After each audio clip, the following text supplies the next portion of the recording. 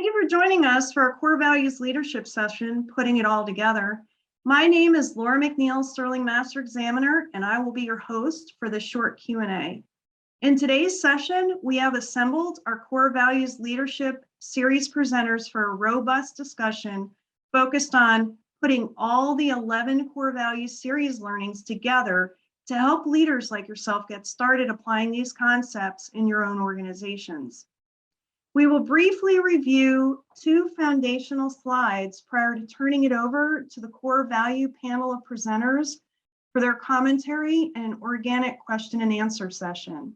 These two slides will look familiar to you if you've attended or watched any of our 7-minute leadership briefing sessions, because they contain the models that were in each of the 11 presentations. The Sterling Management Model, which is based on the Baldrige Leadership Framework, appears on this first slide. The framework starts with leadership and leadership's focus on mission, vision, core values, strategic priorities, and ethical transparency. Leadership sets strategic priorities based on customer expectations. Customer expectations are fulfilled by the workforce. The workforce relies on a set of operations standards and criteria that are intended to drive favorable organizational results. Once results are produced, the knowledge and data management methods ensure availability to leadership and the workforce for their relevant decision-making and identification of continuous process improvement opportunities. As discussed in our Core Values Leadership series, the foundation for this process is based on the core values that make up an organization's culture. On this next slide, you'll see the core values wheel. Some of the presenters had actually described the core values concept as a spoke and a hub, with the core values serving as a spokes that basically prop up the organization. We can see this concept through the alignment and decision-making as it is depicted with the visual that has the arrows and the funnel. When we are not aligned, we focus on our own agenda items, and sometimes this means working in opposition of each other. Once everyone understands what is important, we can then all start focusing in the same direction and on achieving the same outcomes. When we are similarly focused, we know the important core values, those traits, the behaviors, the decisions that are required for all of us to function together strategically. At this point, we can then all pile into the proverbial organizational car and collaboratively drive our collective strategic priorities forward. So let's talk about this just for another moment. We can consider core values as the spokes of a wheel, or in our case, the desired behaviors within our organizations that support and drive each of our teams to make the consistent and right decisions or choices every day. These choices are exercised both professionally and personally. And we could see that core value-based decisions drive the ability to satisfy customer expectations. They support operations, and they produce unfavorable or unfavorable results, as we can see in the outer rings of the core value diagram. When all stakeholders fully understand what is important to the organization, there's no guessing. And when day-to-day, moment-to-moment decision-making consistently is core values-based, efforts are focused on achieving the same mission, vision, and strategic priorities. Since there is less friction, operations run more efficiently because we are all progressing in the same strategic direction. So one last thing I'd like to emphasize, transparent engagement of core values is a sign of leadership maturity. It is also a sign of a high-performing organizational culture. And the questions that we've assembled for our panel of presenters today is designed to provide guidance on how to emulate that high performance and that role model status within your own organization. Question 1, as a leader who just participated in all 11 core value sessions, how do I get started? Let's turn this one over to John Keevan, president at WellStar Cobb Hospital in Atlanta, Georgia, and Bob Medeiros, president of Nature's Coast LLC. I think often as leaders, we get overwhelmed by the work of being a leader. And what I would say to get started is you have to make a plan. Leadership doesn't happen by accident, and it shouldn't be just impromptu and you show up each day and go, all right, I'm going to go lead now. Instead, leadership takes work and planning and discipline. So to get started, I would recommend taking these core values and creating your standard work as a leader, then holding yourself accountable to that work. And it may be how you interact with your staff that's aligned to these core values. It may be how you do strategy that's aligned to these core values. But there needs to be a practical approach that you've decided on ahead of time and are going to hold yourself accountable to. We call that leader standard work in our lean management system. But that's how you can go from a conceptual view of these values to a real practical one that you can utilize every single day.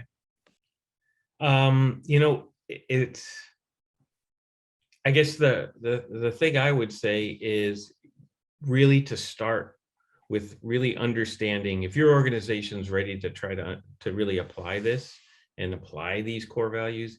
I'd start with the organizational profile. That helps the organization determine, what is really important to that organization. And if you as a leader and your leadership team can actually articulate the things that are important to your organization, then you're well on your way towards kind of applying this. I'd also say, hey, contact the Sterling office because they've got a number of different consulting assessments like the Express or the Sterling Explorer, or even the Collaborative, which is opportunities to get folks to come in and work with you on applying these, on developing that organizational profile and then taking the next step. My last thing is to tell you to mark your calendars now for May 31st to June 3rd for the 30th annual Sterling Conference in Orlando, because that is a wealth of opportunities of applications of organizations that are world-class and really best-in-class organizations to see how they're applying this kind of approach. Question number 2. This next question will go to Bob Gehrig, Budget Director at Pasco County, and Anthony Napolitano from DTCC. Once started, how do I know I'm on the right path? What signs should I look for? Bob, would you like to start? In the early days of your journey, the simplest way to know whether or not you're on track is when your team begins using the correct vocabulary in the right situations. I mean, that sounds kind of silly that you're using the correct words, but think about the amount of time your team wastes debating over the meaning of words, right? Are we talking about goals, or is it an objective? Are we talking about measures or tasks? Are we talking about what or how? And so leaders really need to adopt a simple set of terms and their definitions, and then stick to those terms in your vocabulary. When people begin to veer off and when they begin to put in their own meanings for those words, it's important for leaders to bring them back and get everyone on the same track. This eliminates the confusion over those terms.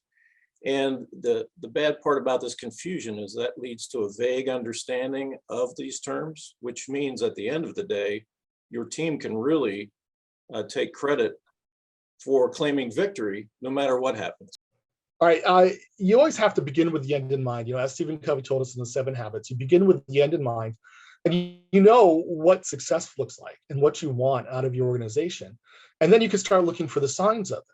As these core values develop, you'll know what you want to get out of each of these core values and what your organization will get out of these core values. And you'll start to see them actually come to fruition. You'll start to see them come out, whether it's, agility, societal contributions, focus on success, your results, hopefully your innovation will come out, as you go through. And you've got to be beginning with that end in mind and be looking for them. And that's how you'll know that you're on the right path, because you know what you want out of it to begin with. But you still have to be open-minded enough to know that what you want might not be what you get, and what you get might be better than what you want. Question number 3. How do I know when there are course corrections or adjustments to make? Looks like Monique Akambi, Director with Society of Human Resources, otherwise known as SHRM, and Bob Gehrig of Pasco County both have responses for us on this question. Monique? When there are course corrections or adjustments to make is looking at what you're measuring. Does your measurement give you the results that you're looking for? And if they don't, then that's a leading indicator. Sometimes we talk about leading and lagging indicators, but numbers are often leading indicators to show that you're on the right path. I always say data doesn't lie, and data will tell you what you need to know. Sometimes we go off of gut feeling or it's anecdotal. And so I always point to the data to determine, are we on the right path and do we need to make any adjustments? Performance measurement is the key to knowing whether you're on the right path or whether you've got to make some course corrections along the way. During your strategic planning process, it's important to identify your strategic objectives. In other words, what are those things that it is that you're trying to accomplish, and then define the ways in which you will measure whether or not you're actually achieving those objectives. Then it's really a matter of developing action plans. And action plans are really just a way to link your objectives to the way in which you plan to achieve them. And your action plan should have specific timelines and specific success measures. And then this will allow you to know whether you are on the right track or whether you need to make adjustments to your plan. All right, question number 4. Let's turn to Dr. Mary Beth Corris, adjunct professor with University of South Florida and retired Pinellas County school administrator. Do you have any thoughts in regard to identifying any core values that are more essential than others? That's a very interesting question, and one that I've pondered, and it's hard to separate and say one's more important than the other because they're all characteristics of high performing organizations. That's why there are 11 core values, because these values are the ones that we think are we know are characteristic of high performing organizations. But sometimes we have to start somewhere, and there's a reason why 2 of them come first: the systems perspective and then visionary leadership. It's almost like you have to have those before you can engage the other core values. And you can get those more perfected in your organization, the systems perspective and visionary leadership, by actually studying the criteria. At first thought, you think you understand what your system is, from the board members all the way through the top leaders to the folks that work the front line, all the way out to what the customer wants. But like Bob said, if you can answer the questions in the organizational profile, and if you study the criteria, you get a deeper understanding of what your system is. And you have to begin with, who are you? What's your organization like? And, what do your customers want? And so you have to use the criteria to get a full usage of the first core value, the systems perspective, and the second core value, which is visionary leadership. And then my next favorite core value, they're all great because they're all characteristics of high performing organizations. And if you leave one out, your whole organization doesn't function at the highest performance that it can. But I always like to make sure I understand fully what my customer base is, what my customers want, because that is really the beginning of your whole systems perspective. What's your marketing plan? What do your customers really need from you? And how do you create that system from the board all the way through to the frontline worker to deliver that? And you need a visionary leader in order to make this whole system work. So yeah, I do think you have to begin somewhere, and systems perspective, visionary leadership, and then your customer focused excellence. If you're going to start somewhere, that's where I would begin. Yeah, I love that answer. Systems perspective kind of ties everything together. And without that systems view, then it's very hard to understand, as we were talking about earlier, what the story, what the heartbeat, the pulse of the organization is. And if we get that right, then we can align the core values and we can focus on the core criteria that comprise the framework more efficiently and effectively, and really drive and sustain those organizational results that are indicative of a high-performing role model organization. Question number 5. Are there any core values that, when overlooked, might create a challenge for the organization to recover from? Dr. Corris, since we have you teed up already, any thoughts before we turn it over to Gordon Klein, CEO of Reflect Excellence LLC? Several thoughts on that. And it's not just because that the core value that I presented was ethics and transparency, but I do think that if you violate the concepts of being an ethical organization and being a transparent organization, once you violate those, it's very difficult to recover from. I think we can look out on a lot of organizations today that are in the news that are trying to recover from violations of ethics and transparency.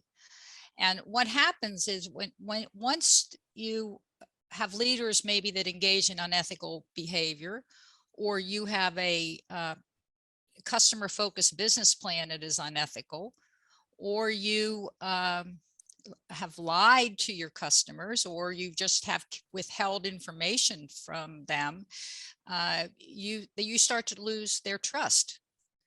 And once a customer has lost the trust, or stakeholders have lost the trust, and then it moves to employees have lost the trust, your organization is in big trouble.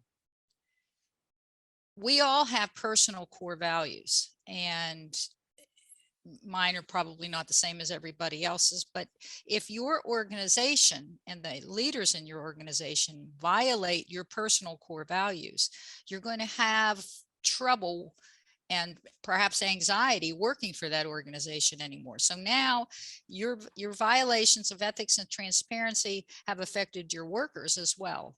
And then maybe you'll hear from a whistleblower, or maybe you'll have people leave and leave your organization. Either your customers will leave and stop participating or stop being customers. Maybe your workforce will leave. And then all of those things start to cascade. And it's very hard for organizations to recover from such violations. And you'll see major consultants have to come in to try to figure out ways to get organizations back on track. And it's a long road to recovery for those organizations to get back to ethics once they've been violated. I can tell you that my friend Dr. Mary Beth Corris will tell you right off the bat that it's ethics, and she's right. Ethics and transparency, not walking the walk, talking the talk, not living your culture and living your core values. Really, you can't recover from. But sometimes it's hard to tell them more directly. And what I look for is those people-focused values. If you're not really listening to your customers' needs and desires, if you lose the trust of your customers, or you're delivering the wrong product for your customers, it's really hard to regain that customer. If you lose the trust, the confidence, and the commitment of your staff, it's really hard to regain that. It's how you treat people and how you listen to people and your relationships with people that allow you to influence your business to move in that direction of your vision. It's the people pieces that if those people pieces break, those are really hard to put back together. Question number 6. And for our last question, let's turn it back to John Keevan of Wellstar Hospitals and Monica Comby from SHRM. And here's our question. What is a true sign of a high-performing role model organization. So I always love the question of how do you know if you're a role model or if you're a high performing organization? And there's no single thing I think you can point to, but there are three key elements that I believe must be present. One, you have to have a clear mission, vision, and values. And those mission, vision, and values need to be shared with your entire team. And your entire team needs to be aligned to those mission, vision, and values.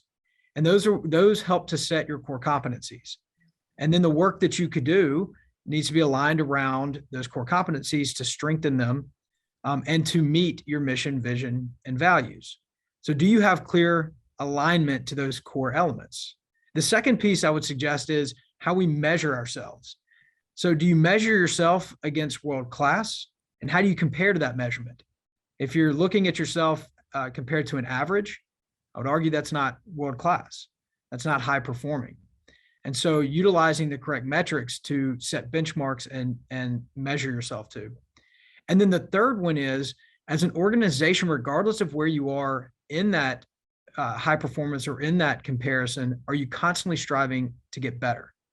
Whether you're high performing and in the top decile in the country or not, are you constantly working to get better? Because I think we can all agree we never fully arrive. So how do we strive to continually improve? So the way to know when there are course corrections or adjustments to make is looking at what you're measuring. Does your measurement give you the results that you're looking for? And if they don't, then that's a leading indicator. Sometimes we talk about leading and lagging indicators, but numbers are often leading indicators to show that you're on the right path. I always say data doesn't lie, and data will tell you what you need to know. Sometimes we go off of gut feeling or it's anecdotal. And so I always point to the data to determine, are we on the right path and do we need to make any adjustments? Wow, thanks to the panel of presenters for these enlightening discussion points. I certainly learned a couple of things and have also prepared a summary of 20 key highlights while we were talking. Don't forget, we will make sure to upload these to floridasterling.com, so make sure to check online for these as well. But here are my thoughts. Number one, leaders make the core values part of their standard daily work routines. Number two, visionary leadership means you have a plan. Number three, the leadership team must articulate and demonstrate the importance of each core value on a daily basis for it to become germane to organizational culture. Number four, the best place to start a core values-based culture is with understanding your organizational profile and charting its roadmap. Number five, the ultimate goal is to get the team to begin applying correct vocabulary given specific situations. Number six, leaders need to adopt simple terminology and stick to it. This will eliminate confusion and drive focus. Number seven, emulate Stephen Covey. Begin with the end in mind. Number eight, define the ways in which you measure so that they indicate achievement. In other words, look at what you're measuring and make sure it produces the results you're looking for. Number nine, data tells you what you need to know. It can be leveraged to determine the correct path for progress. Number 10, performance measurement is key to knowing you're on the right path and making the necessary corrections along the way. Number 11, action plans that link workforce to strategic objectives with specific timelines and measures is one of the best starting points. Number 12, you will need visionary leadership and systems perspective first, because these are required core values before you can even engage with the other core values. Number 13, if you violate concepts of being an ethical or transparent organization, it can be very hard to recover from. Number 14, leaders that engage in unethical behavior will find it difficult to regain customer, workforce, and stakeholder trust. Number 15, people-focused values require creating an environment based on trust and confidence. Number 16, 3 key elements must be present for values-based cultures. 1, a clear mission. 2, clear vision. And 3, clear values that are inherently aligned to workforce expectations. Number 17, measure against world-class benchmarks. Measuring against averages will produce average outcomes. 18, constantly strive to get better. 19, leadership starts with your people. 20, remember that the customer of a leader is the workforce. So why not make it an engaged workforce? Thanks for joining us. Today's program will continue. For those that would like to remain on the line, we will open the session for a live Q&A. As a reminder, please submit questions through chat.